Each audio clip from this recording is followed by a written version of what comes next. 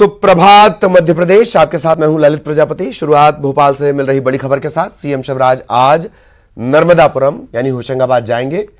पेसा जागरूकता सम्मेलन में सीएम शामिल होंगे। यह सम्मेलन केसला के सहेली ग्राम में होना है।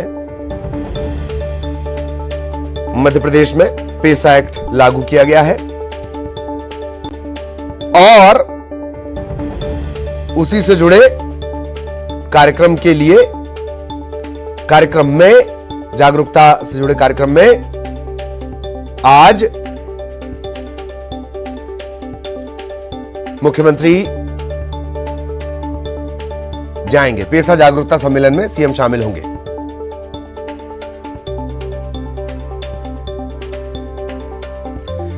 और सहयोगी रंजना इस वक्त हमारे साथ जुड़ी हुई है। रंजना के पास आपको लिए चलेंगे। रंजना, कल इतिहास बनाया गया और आज इससे जुड़ा एक सम्मेलन, क्या कुछ ये कार्यक्रम, क्या कुछ इसके बारे में जानकारी Ranjana?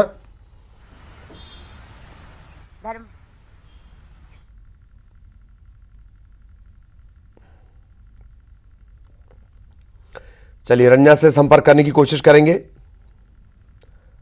Provisions of panchayats act ये कल लागू हो गया मध्य प्रदेश में। मध्य प्रदेश हम उन चुनिंदा राज्यों में जहां ये पेसा एक्ट लागू है और अब इससे जुड़ा एक कार्यक्रम आज होना है। नर्मदापुरम यानी होशंगाबाद में सम्मेलन होना है। वहां जाएंगे मुख्यमंत्री शिवराज सिंह चौहान।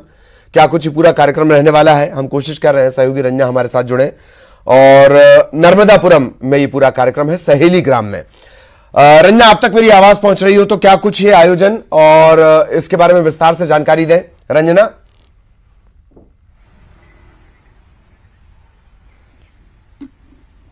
जी ललित, बिल्कुल नर्मदापुरम में आज एक कार्यक्रम होने वाला जिसमें खुद मुख्यमंत्री शिवराज सिंह चौहान शिरकत करने वाले और खास करके मध्य प्रदेश में अब जो पेसा एक्ट है वो लागू हो गया है और मध्य प्रदेश देश भर के उन चुनिंदा राज्यों में शामिल हो गया है, क्योंकि अब तक 7 राज्यों में जो पेसा एक्ट है वो लागू है, जिसमें अब मध्य प्रदेश भी शामिल है। और इसी के तहत इस जगह पर उन तमाम जो जनजातीय वर्ग के लोग हैं वो भी शामिल होंगे और इसी पेसा एक्ट के बारे में उनको बताया जाएगा कि आखिर अब तक उनके साथ किस तरीके से जो समस्याएं उनके सामने हुआ करती थी, लेकिन अब जिस तरीके से ये एक्ट आ चुका है उसके बाद न सिर्फ उनकी समस्याओं का समाधान होगा बल्कि उनके साथ जो अब तक न्याय नहीं हुआ है कई मोर्चों को लेकर वो सब न्याय भी होगा। और दूसरी बात ये भी है ललित कि पेसा एक्ट में जिस तरीके से जो प्रावधान है जो किए गए हैं वो आदिवासियों और जनजातीय वर्ग के हित में भी है, जिसमें खास करके अगर कोई विवाद होता है तो उसे पुलिस नहीं बल्कि सबसे पहले ग्राम सभा सुलझाएगी और पुलिस को भी जो सदस्य है उनको सूचना देनी होगी। और इसी के बाद ही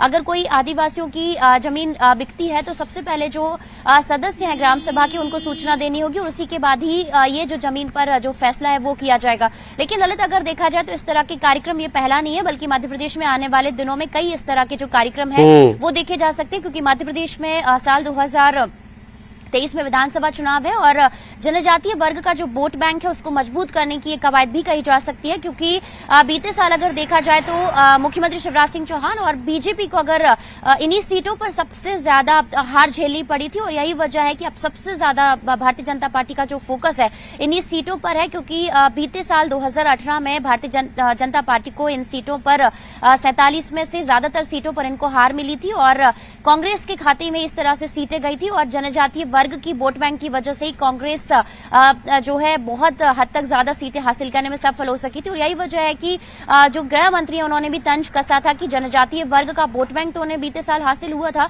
लेकिन उन्हें अपने पास बरकरार रखने के लिए जिस तरीके से कांग्रेस कोशिशें कर रही है या जिस तरीके के पेसा एक्ट को लेकर बयान दे रही है वो उनके लिए अच्छा नहीं है। और इन्हीं सारी चीजों को भुनाने के लिए अब भारतीय जनता पार्टी पूरी तरह से कोशिशों में जुट गई है और आज एक बड़ा सम्मेलन नर्मदापुरम संभाग में आयोजित हो रहा है और खास करके एक बड़ा वर्ग है जिसको पेसा एक्ट के बारे में बताने की जो कोशिशें हैं वो भी की जाएगी ललित। बिल्कुल बिल्कुल, ग्राम सभा को ताकत को लेकर भी तमाम बातें आज सुनने में आएंगी। सारा मामला जल जंगल जमीन का है ऐसा बताया जाता है, मामला वोट का भी है, ये रंजना समझाने की आपको कोशिश कर रही थी।